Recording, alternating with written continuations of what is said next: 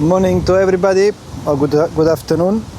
The question that I'm going to try to answer today comes again from the Discord group for my students. By the way, if you're not part of it and you are one of my students, send me a message or email. I will pass you the link to join. And the question of today, it's about sexual energy and refraining from having sexual activities. In particular, it was asked whether it was part of the Neigong requirement, and I could straight reply to this to no, it's not part of it. One of the reasons why I like the Neigong system, not because I'm a sex addict or anything like this. I liked it very much because from the very beginning there was no need for a lifestyle change, a dogmatic approach to the Nei Gong cultivation thing, no religions, no beliefs, no ideas, more like a neutral tool. So Neigong in itself doesn't require us to change our kind of habits. Of course, the more we become aware of ourselves, so in particular this sexual, let's say, requirement that some other system stretch the importance upon, is not something that the Neigong needs.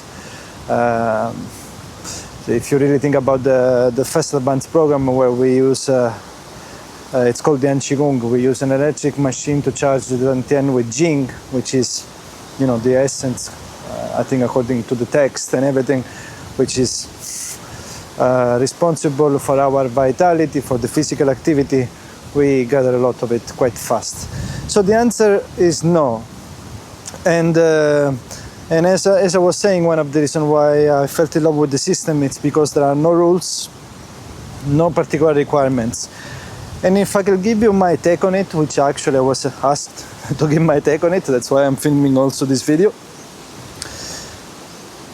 Anything that changes our natural way of being, I think really reinforces our ego and really it's against the process of flourishing as human beings, because women create even more conflict by directing our attention to a specific goal, whether it is a fachi or some kind of idealized form of alignment or anything like this, and we change and we don't live what we feel natural for ourselves, trying to achieve this idea, this goal that we created in our mind. And for me, it's quite insane. Quite insane because actually I spoke many times about this, about the possibility that Neigong has really for improving the human experience, let's put it in this way. That thing happens only if we really go beyond this kind of self-driven, goal-oriented approach towards the Neigong practice.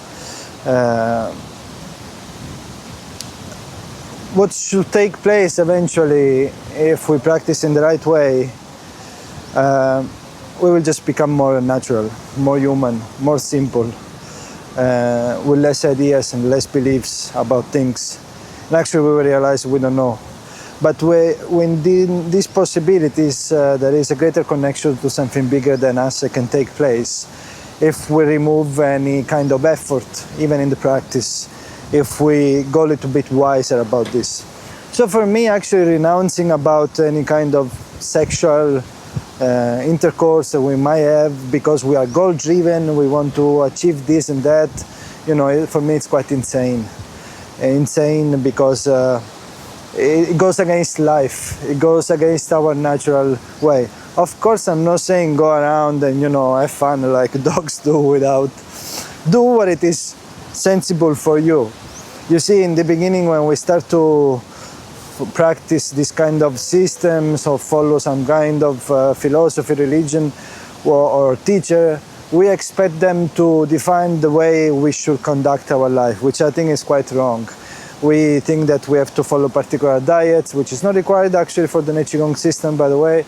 We have to follow a particular way of being, a particular conduct, particular sexual behavior, all this kind of stuff. All those things, we follow them because we are sleeping, because we are not aware of what it is good and natural for us.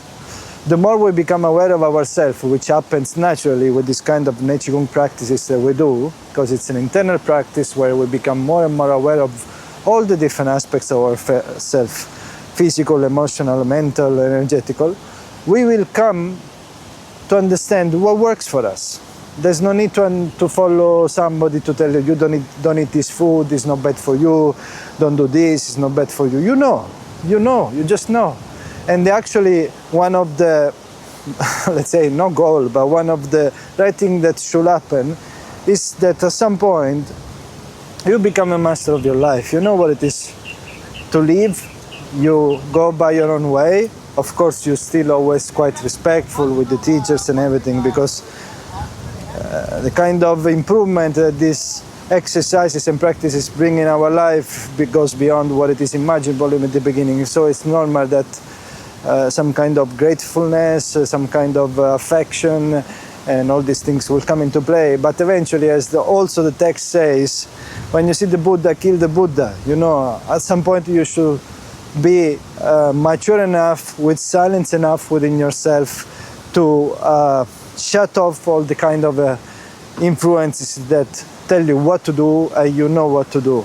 But this is doesn't come from a selfish, arrogant attitude. It actually it comes like a natural connection with life, like a tree knows that it's going to move the roots around the rock rather than banging on it all the time. You know, it's something so natural. So just to wrap up this video, don't make it too long. There's no need for sexual retention in the Neigong system. The practices work, and actually I don't even know if it is kind of, to a certain extent, I don't want to say dangerous, to block this kind of natural biological things that we have going on in our body, because we do have a physical body, and there's nothing wrong with that. There's nothing wrong even with sexuality. There's nothing wrong with desire, as long as there's no attachment towards things, and we put our happiness on the let's say,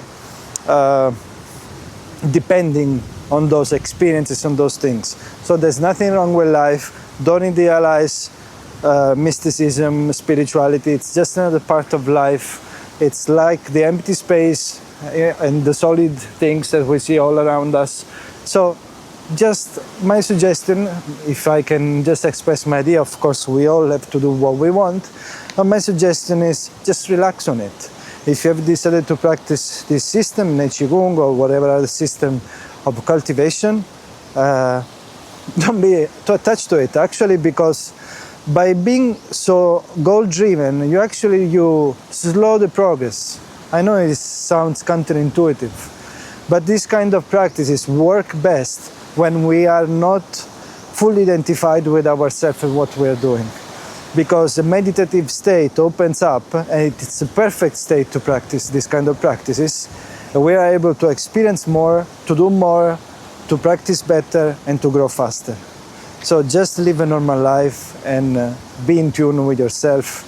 And remember, at the end of the day, you know, whether it is a fachi, your goal, or anything, it's just a little thing in life. We are nothing after all.